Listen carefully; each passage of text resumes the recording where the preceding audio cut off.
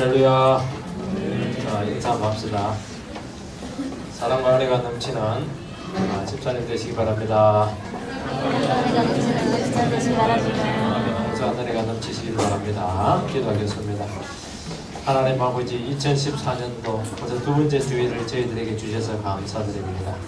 특별한 한 해가 되기를 소원하고 있고 기도 중에 있습니다. 우리 인간의 연약함에 참 우리를 절망케 하는 것이 아니고 더 주님을 사랑하고 더 주의 뜻 안에서 열매 맺는 삶으로 성화되는 그런 복된 한 해가 될 수 있도록 우리 기도하게 해주시옵소서. 하나님 앞에 우리가 우리의 있는 모습 그대로 내어놓을 수 있도록 우리를 늘 겸손케 해주시고 우리가 진정 진리 안에서 자유를 누리며 우리 자신을 회복하는 그런 역사들이 있게 되기를 바랍니다. 우리는 다른 사람 앞에서 참 우리의 모습 아닌 모습을 가장하려고 하고 하나님 앞에서조차도 우리의 진실한 모습을 드러내는 것을 힘들어할 때가 많습니다. 오늘 우리 이 시간 부족한 대로 없는 대로 참 그 있는 모습 그대로를 우리가 나타내게 해주시옵소서. 없는 우리 자신이 되지 않도록 지켜주시기를 바랍니다. 예수님 이름으로 기도하옵나이다. 아멘. 요한복음 15장 18절부터 보겠습니다. 18절부터 20절까지 교도하시겠습니다. 요한복음 15장 18절부터 20절입니다. 교도하시겠습니다. 18절로 20절입니다. 세상이 너희를 미워하면 너희보다 먼저 나를 미워한 줄 알라.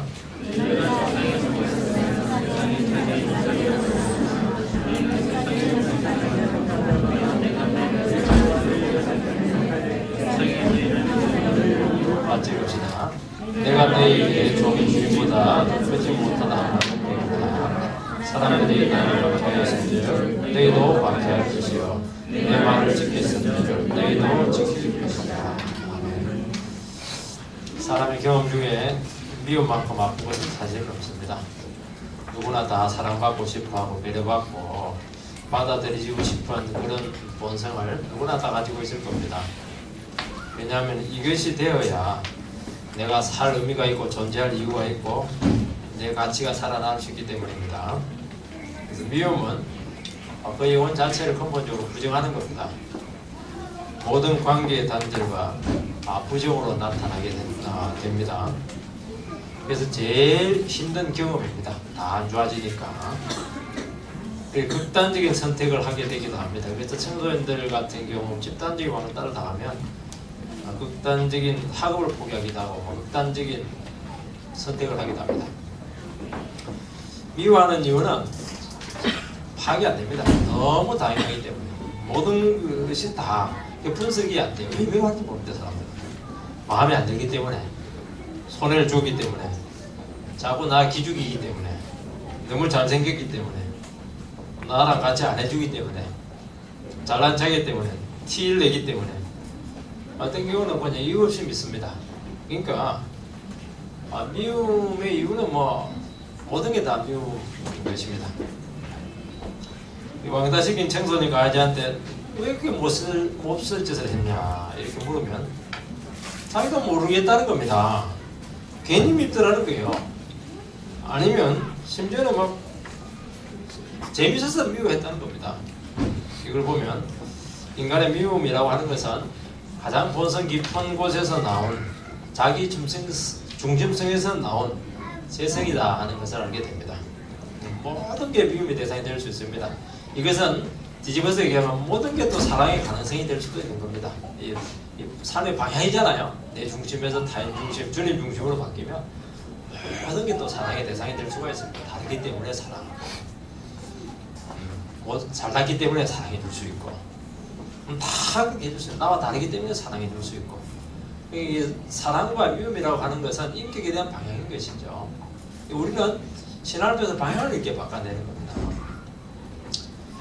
이 모든 미움보다 더 심각한 것이 뭐냐니까 신앙적인 미움입니다. 신앙 때문에 받는 미움 이런 것들은 단지 한두 가지 미운 점 때문에 생기는 것이 아니죠. 이 삶의 문제고 진리에 대한 문제고 본질에 대한 문제고 단순히 뭐 인간적으로 뭐 잘해주고 시간이 가면 이 미움은 해결되는 게 아닙니다. 세상에서는 그 뭐 잘해주면 돼요. 점심 함께 사주면 또 좋아질 수도 있습니다. 왜냐하니까 이 분리에 대한 문제고 삶의 전체에 관한 문제고 소속과 노선에 대한 문제이기 때문에 삶의 근본적인 터닝이 없는 순간까지는 신앙적인 이런 갈등과 미움이라고 하는 것은 해소되지 않습니다. 그래서 이 타협과 절충점이 없기 때문에 미움의 강도가 상당히 심해질 수가 있고 전방위적으로 나타날 수가 있습니다. 그래서 한두 가지 뭐 문제 해결된다고 되는 게 아닙니다. 본문에서 주님께서는 저자들에게 닥칠 그 세상의 미움에 대해서 경계하고 있습니다. 주님이 세상의 미움으로 죽임을 당했고 제거된 것처럼 너희들에게도 세상에 그런 미움이 전방위적으로 올 수 있다 하는 겁니다. 이걸 어떻게 대처해야 되느냐 하는 문제를 지금 주님께서는 제기하고 있는 겁니다. 첫 번째, 세상이 왜 미워하느냐 하는 문제죠. 우리가 15장 계속 살펴봤는데 15장의 주제는 어떻게 하면 우리가 열매를 맺을 수 있을까 하는 문제입니다. 또 지난 두 주에 걸쳐서는 그리스도의 사랑에 대해서 이 사랑이 얼마나 귀하냐, 또 친구를 위해서 목숨을 버리는 그 위대한 사랑이 얼마나 귀하냐 우리 지난주에 살펴보지 않았습니까?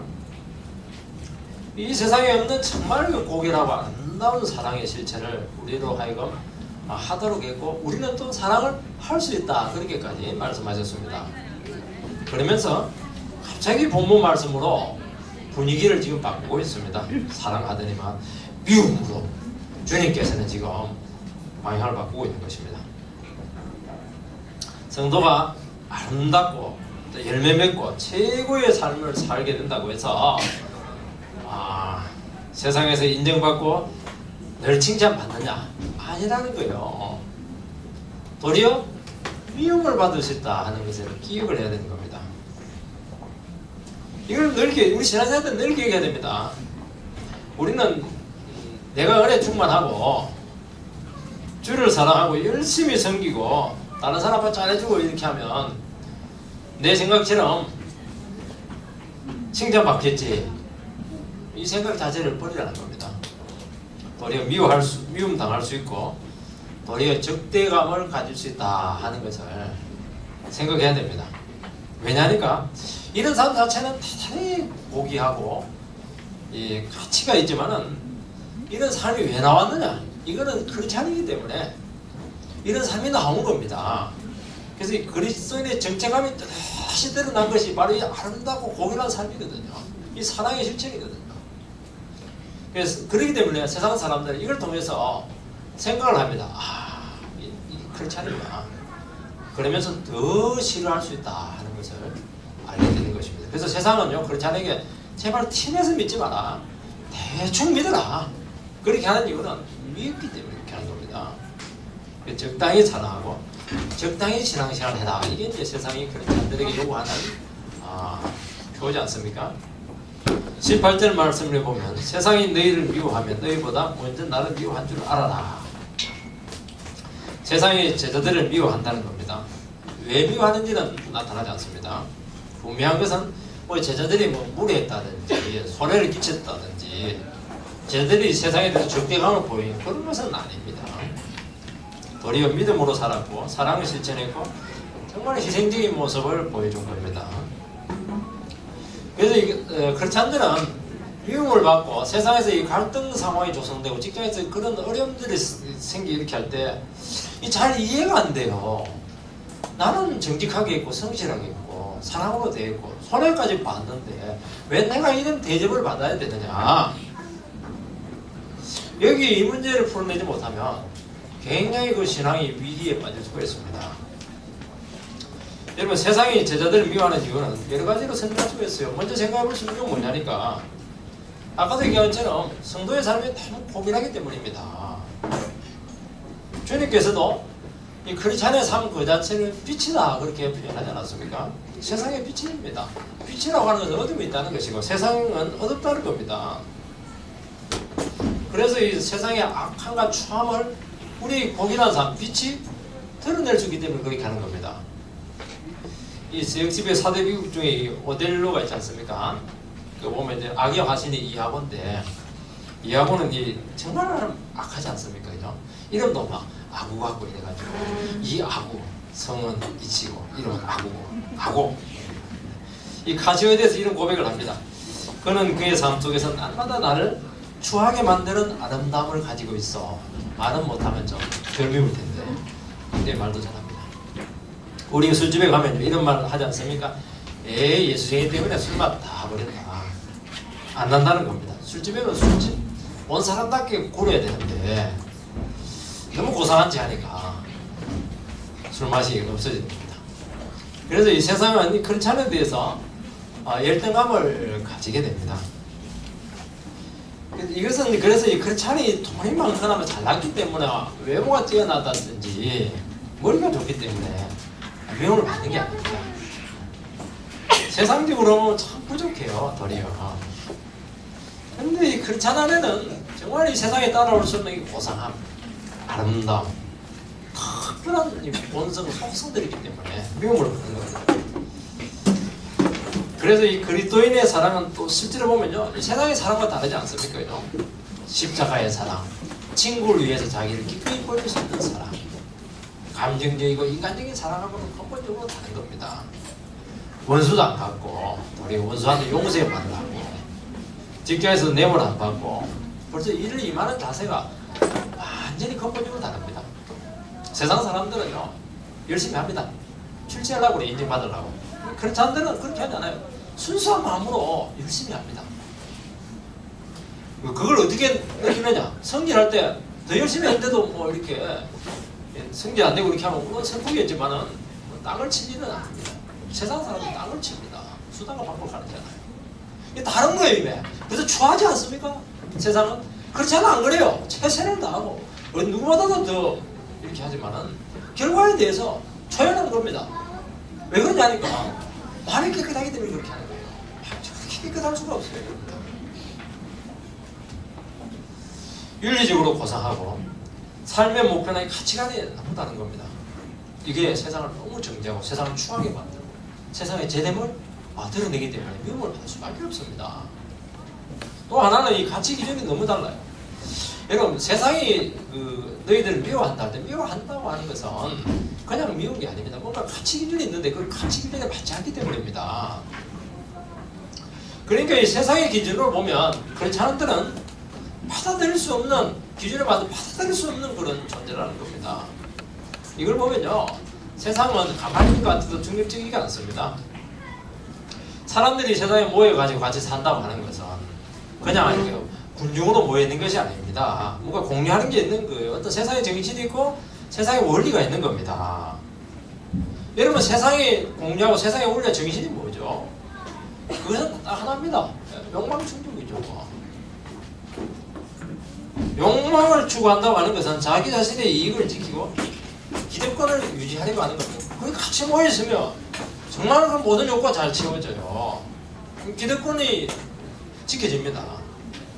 자기 실현에서 많은 것을 가지려고 하는 것이고 그렇게 해서 이 세상에서 안정과 누리려고 하는 겁니다. 자기 자신의 이익을 정진해주고 인정해주고 경제적으로 칭찬해주면 세상은 굉장히 좋아합니다. 근데 이 부분에 갈등을 일으키거나 훼손을 하려고 하면 무섭게 미워하고 배척을 하는 것입니다.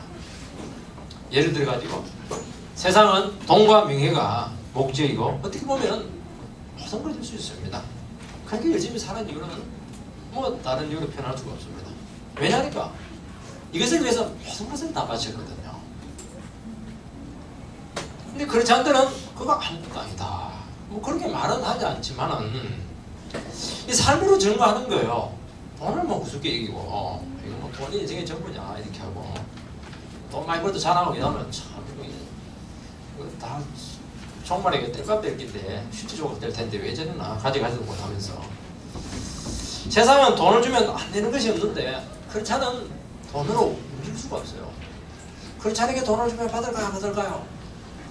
당연히 맞죠. 많이 받을수록 좋아요. 그래서 끝입니다. 거기에 뭐 특별한 의미를 부여하잖아요. 여러분 돈 남는 돈이 있으면 저한테 다 가져오세요. 엄청 좋아해줄 겁니다.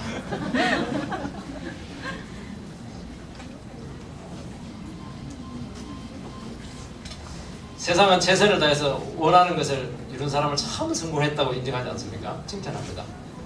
왜냐하니까 자기가 그렇게 살고 싶거든요. 자기는 안 되는데. 자기 모델입니다. 너무 좋아하죠. 그리스도인은 이런 삶은 이게 무슨 의미가 있냐. 너만을 위해서 살았고 이기적인 삶밖에 되지 못한다. 전혀 의미를 두지 않고 도리어 주님 없이 너 스스로를 위해서 추구한 삶 그거 다 실망감이다. 그렇게 하는 겁니다.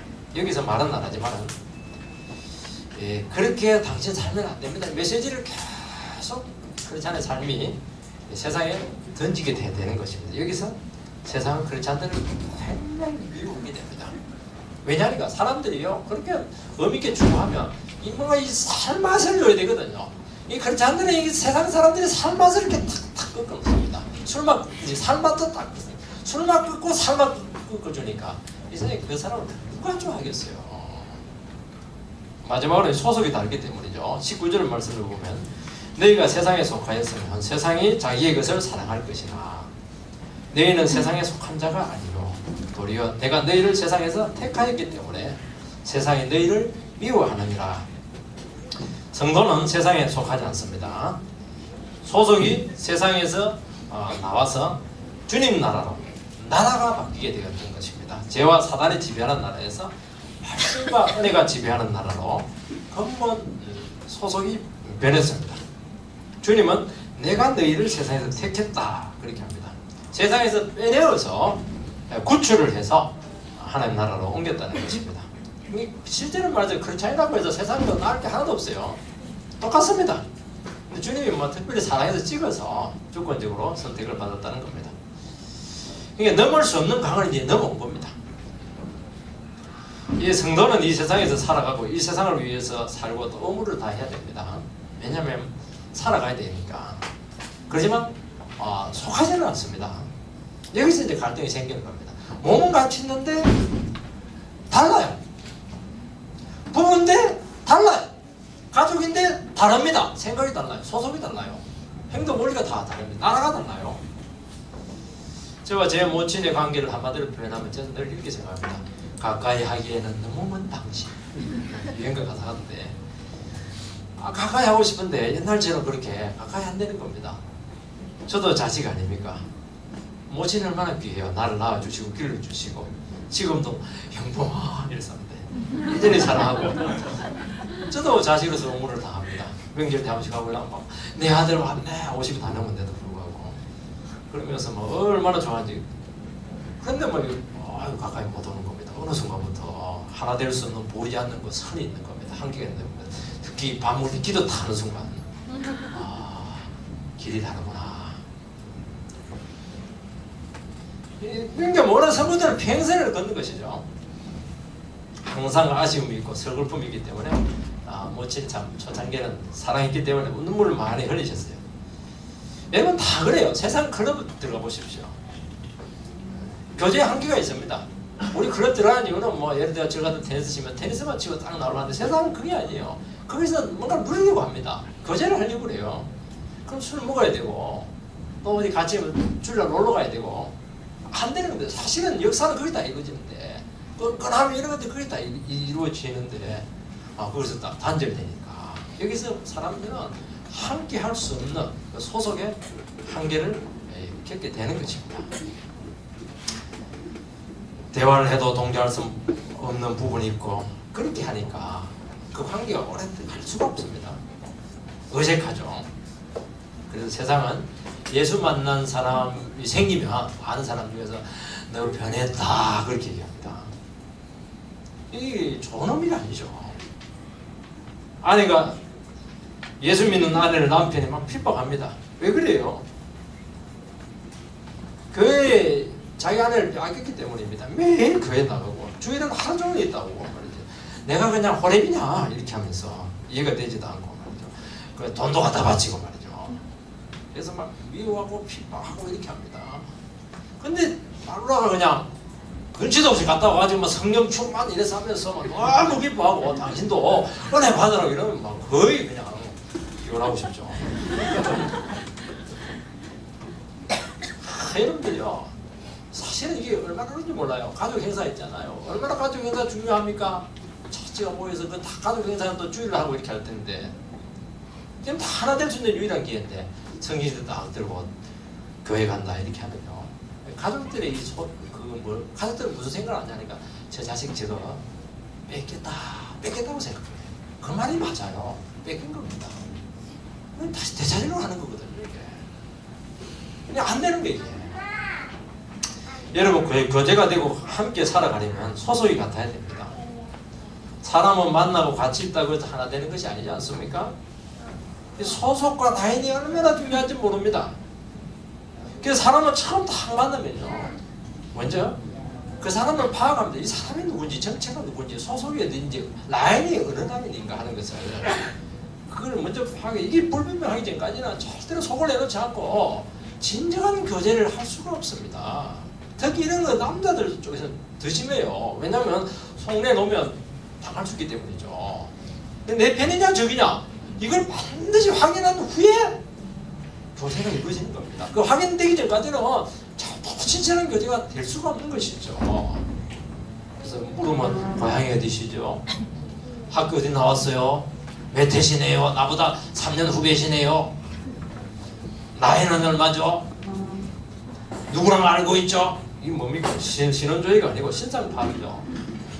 그러면서 이 사람이 어느 라인인지 어느 편인지 이걸 파악하는 것입니다. 그런데 크리스찬들은 파악하면 파악이 안 돼요. 소속이 달라요. 누구 편이냐 이러니까 예수 편이라고. 어느 학교 나왔냐 이러니까 광야고등학교 나왔다. 자기는 지금 막 진주고등학교 굉장히 중요한데 뭐 몇 기냐 이러니까 그건 기수도 없다고 그러고, 돈이 얼마냐 이러니까 뭐 돈이 뭐가 중요하냐 이러니까 소속이. 월급 얼마냐 이러니까 저희 집에서 절대 얘기 안 합니다. 주의 종이 어떻게 월급 갖고 사냐고, 그걸 왜 물어보냐고, 도와주라고. 이게 대화가 안 돼요. 파악이다, 파악. 그래서 크리스찬들은 뭐냐, UFO입니다. 크리스찬이 UFC네. 파악이 안 되는 크리스찬. 미확인, 인간 물체죠. 이게 두려운 거예요. 이게 사람은 좋은 것 같은데 뭔가 이게 하나 될 수 없는 겁니다. 여러분, 그렇지 않은 이 세상에서 택감받은 존재라는 것은 삶의 원리나 목표가 달라지고 본성이 변했기 때문입니다. 도무지 이해가 안 되는 존재가 된 겁니다. 여러분, 상대가 파악이 안 된다고 하는 것은 그 영혼을 품을 수가 없다는 거예요. 심지어 자기 지배하에 둘 수가 없다는 겁니다. 이게 문제예요. 부모들이 자녀들이 교회 나가면 지금까지는 딱 소나기에 질 수 있는데 이 소나기에 지지지가 않아요. 이게 엄마 왜 내 인생을 좌지우지하려고 그렇게 하냐고, 엄마도 교회를 나가시라고 되게 큰 소리 쳐버리니까 여기서 세상은요 굉장히 불안을 느끼게 되는 것입니다. 그래서 세상은 크리스찬들에게 인생을 너무 피곤하게 살리거나 너무 어렵게 살리거나 너무 유별나게 살리거나, 그 말은 뭐냐니까 우리랑 같아지라는 거예요. 왜냐니까 피곤하다는 거예요. 다르니까 파악이 안 된다는 겁니다. 못마땅하기 때문이죠. 그렇다는 겁니다. 여러분, 우리는 바로 이런 세상에 미움을 받을 수밖에 없는 구조 가운데 살아가야 된다는 것을 기억해야 돼요. 이것을 모르면 쓸데없는 신경을 쓰는 게 이건 어쩔 수 없고, 주님이 내 이 자리에서 살아가겠구나, 여기서 갈등이 있고 미움이 있을 수 있다는 것은 당연한 것이고 어색할 수 있구나, 하나 될 수 없구나, 마음에 그냥 이렇게 고통이 드는 것입니다. 이게 자유로운 거예요. 여기서 왜 자유를 찾아야 돼요? 이 자유를 찾아야 우리가 세상을 향해서 나아갈 수가 있거든요. 적극적으로 사랑을 해줄 수가 있는 것입니다. 주님을 소개할 수 있는 거예요. 근데 이 부분에 대해서 해소가 안 되면 바로 그 부분에 대해서 갈등을 하는 겁니다. 내가 잘못했나 이렇게 하면서 말이죠. 자유를 드는 겁니다. 자, 같아지려고 그러고 이 정체성에 대해서 굉장히 어려워하고, 그러면서 말이지 교회 생활하면서도 집사로 아니고 잡사로 이렇게 해야 되는 겁니다. 굉장히 중요한 거예요. 그리고 이 갈등 상황에 있는 게 이게 주님이 그렇게 살아가라는 거예요. 세상은 조용하면 안 되거든요. 갈등을 일으켜야 되는 겁니다. 우리 존재 자체 갈등을 일으키는 거예요. 그래야 주님의 빛자리로 올 수 있는 거거든요. 얼마나 좋은 줄 몰라요, 그런 게 여러분들. 그게 우리 사명이라는 겁니다. 그걸 기억해야 된다는 것이죠. 여기서 성숙이 있고 여기서 말씀에 대한 빛이 들어갈수록 깨달음이 있게 되는 것입니다. 여러분요, 평범한 사회에서 편안한 사회에서 세상을 편안하게 지내보세요. 거기서 무슨 놈의 신앙이 있고 진리가 있고 세상을 변화시키는 능력이 나오겠어요? 그렇지가 않아요. 우리 갈등이 있고 미움이 있고 이해 안 되고 말이죠. 이렇게 하면서 어떻게 됩니까? 이렇게 하면서 말씀이 살아나는 것이고 주님이 개입을 하게 되고요. 거기서 은혜가 역사하게 되고 이렇게 되는 것입니다. 우리가 그 역할을 해야 하는 것입니다. 두 번째는 그런 믿음을 받을 때 어떻게 대처해야 되느냐 하는 문제입니다. 크게 두 가지죠. 먼저 18절 하반절 보면요. 너희보다 먼저 나를 미워한 줄 알아라. 세상이 미워할 때 나를 미워하기 전에 우리 안에 있는 주님을 미워한다. 그렇게 받아들이라는 것입니다. 세상이 성도를 미워하는 이유는 예수를 믿었기 때문입니다. 그런데 왜 성도를 미워하느냐? 예수님은 눈에 안 보이고 또 예수님은 너무 똑똑하고 강하기 때문에 약한 인간, 자기보다 못한 인간, 그걸 뭐냐? 미워하고 핍박하는 겁니다. 그 제자들에 대한 이 미움을 통해서 세상은 얼마나 주님을 싫어하고 혐오하는가 하는 것을 적나라하게 드러낸다는 겁니다. 한 번씩도요, 집안에서 아내들이 남편을 너무 싫어할 때 대놓고는 남편은 너무 힘이 세니까 대놓고는 못하고 남편 닮고 아들 번호 잡습니다. 반칙이 미워하죠. 그 당하는 아들은 너무 기분이 나쁜 거예요. 왜 미움을 받는지. 그래서 더 잘하는데 잘할수록 더 미운 거예요. 왜냐하면 지혜비처럼 잘하거든요.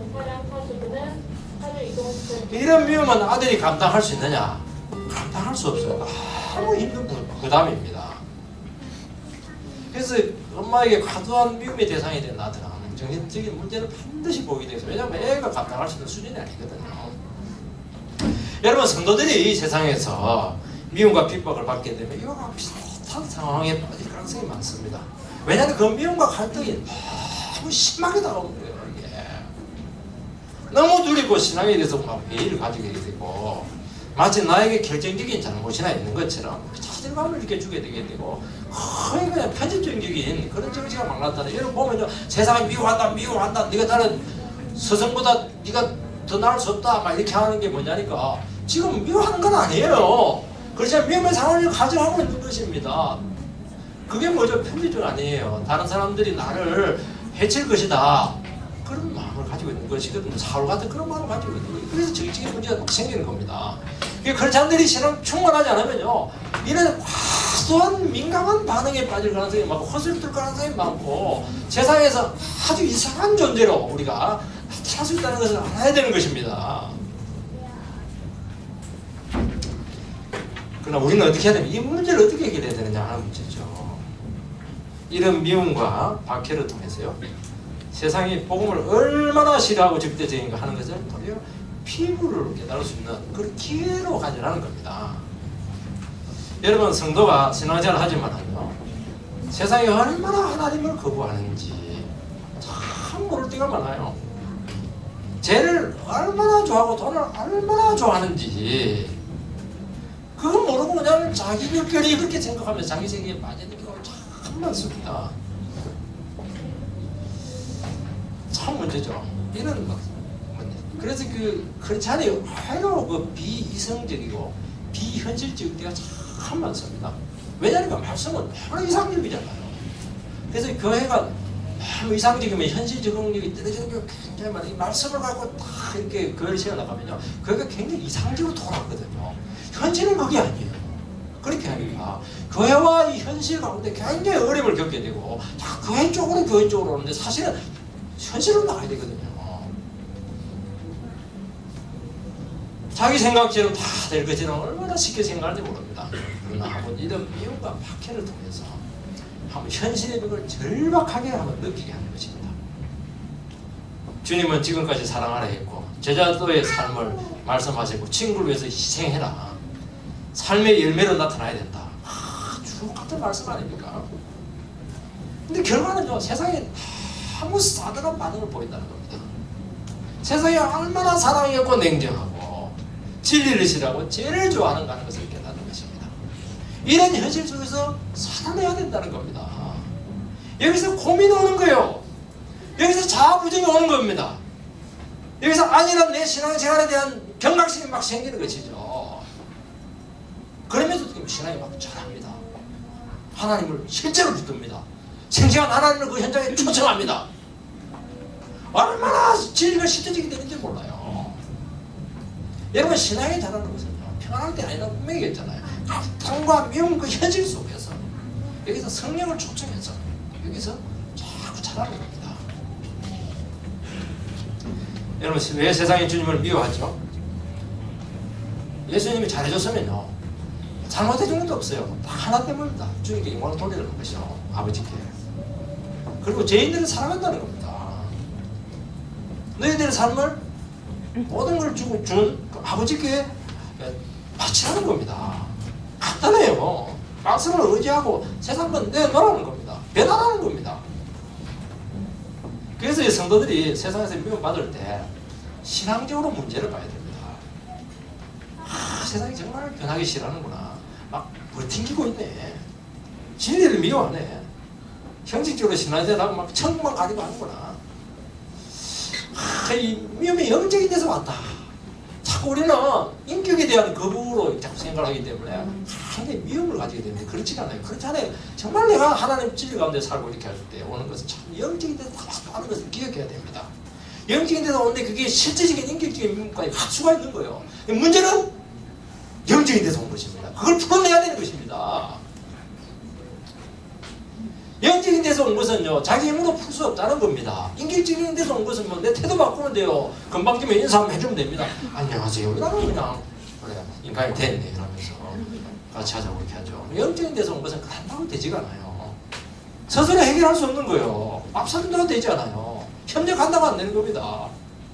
주님이 개입할 수밖에 없는 거예요. 그래서 주님께 맡기는 것이죠. 맡기는 겁니다. 속이 터지지만 기다려야 되는 겁니다. 그 고통 나고 미움 당하면서 견뎌내야 되는 것이죠. 여기서 역사입니다. 이 세상을 섬기는 거예요. 세상을 섬기다니 돈 많이 벌어가지고 구제 많이 하고 성경 온 거 많이 이거 뭐 그것도 하세요. 근데 세상은 그렇게 해서 만만하지가 않아요.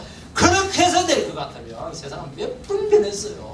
그렇게 해서 되는 거예요. 그리스도의 사랑은 그렇게 들어가는 게 아닙니다. 그들의 미움과 본질의 모습을 그대로 영적으로 바라보고 우리가 기도해주고 견뎌주고 갈등을 그냥 이렇게 우리가 감당해주고 이렇게 하는데 세상은 거기서 기독교의 사랑을 아는 것이지 다른 것으로 되지 않아요. 그래서 영적으로 보는 눈이 있어야 됩니다. 이것이 되려면요 모든 상황을 말씀으로 파악할 수 있어야 됩니다. 상황만 보거나 되어가는 결과만 보게 되면요 반드시 실족합니다. 여러분 세상의 판단은 세상의 지각 아닙니까? 그러나 자기 입장에서 자기 소유나 자기 착한 상황에서 문제를 봅니다. 그렇기 때문에 그렇지 않다면 이 말씀을 붙들고 말씀의 시각에서 문제를 보지 않고 그대로 그들의 시각에 휩쓸리게 되어 있어요. 맞아. 그렇게 되는 겁니다. 말씀으로 모든 상황을 바라볼 때 시간과 장소와 상황에 구애됨 없이 모든 면에서 판단을 내리게 되고 우리 자신을 지킬 수가 있습니다. 이런 말씀으로 딱 상황을 그 문제를 분별해 영적으로 바라보면요 병 안 걸립니다. 왜냐하면 주님께 치료해 주시거든요. 내 인정해 주시거든요. 힘을 주세요. 살아갈 능력을 주세요. 견딜 힘을 줘요. 이렇게 해서 그 우리를 지켜내야 되는 것이지 거기에 뭐 공박하고 논쟁한다고 되겠습니까? 그럴수록 피폐해지게 될 것입니다. 만약에 신앙적으로 영적으로 문제를 보지 못하면 계속 허리를 두게 되는 것입니다. 사람 미워할 수밖에 없는 거예요. 그럴 땐 판단을 내리게 되면요 자기도 낮을 뿐만 아니라 타인에게 큰 피해를 주게 됩니다. 왜냐? 그게 섞이기 때문에 영적인 것과 인간적인 섞이기 때문에 그런 겁니다. 여러분 두 번째요. 주님이 이 세상에 살겠다는 것은요 살겠다는 것을 잘 기억할 필요가 있어요. 주님은 19절에서 소속이 다르다 이렇게 하시면서 그렇지 않은 세상에서 주님이 택한 존재다 그렇게 말씀하고 있습니다. 여러분 소속이 다른데 같이 지내는 것은 쉽지 않죠. 옛날에 영화 중에 적과의 동침이 있는데 저는 보지는 못했어요. 아주 재밌는 제목이지 않습니까? 적과 동침하기 어렵죠.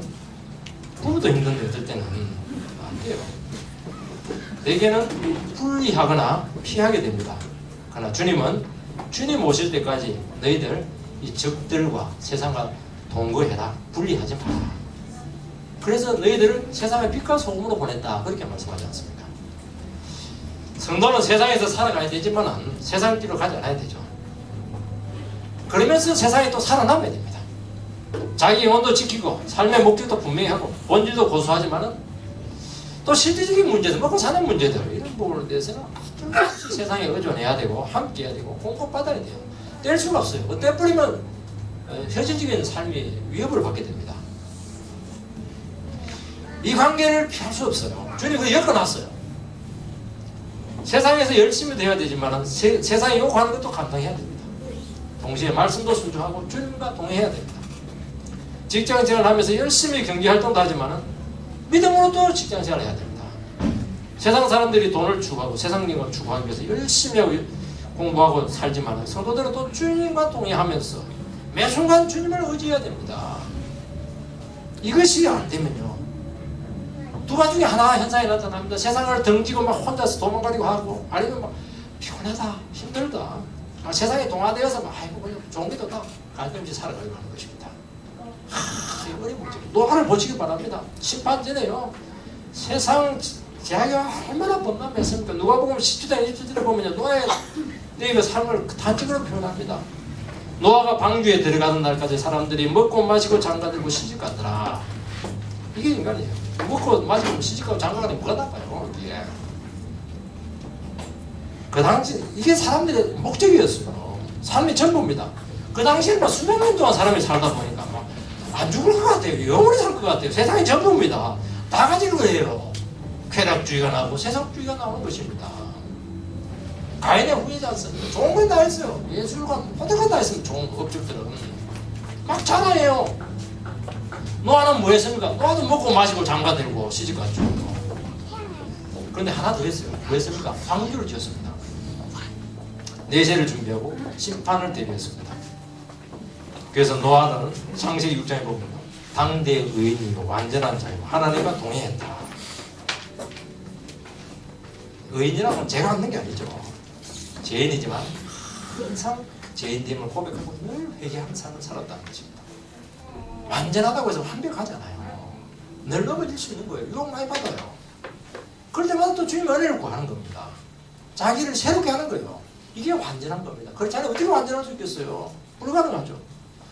또 예배드리고 또 교회에 나와서 마음을 바로잡고 주님을 붙들고 이렇게 하는 것이 완전해지는 겁니다. 완전한, 주님은 그걸 완전하다, 그 믿음을 보시고 완전하다, 어렵다 그렇게 하는 겁니다.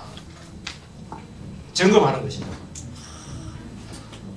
우리 미래가 얼마나 걱정이 돼요. 그죠? 노후가 불안하고 자식들의 미래도 막 염려가 됩니다. 정말 저희들이 얼마나 불안한 사이겠어요.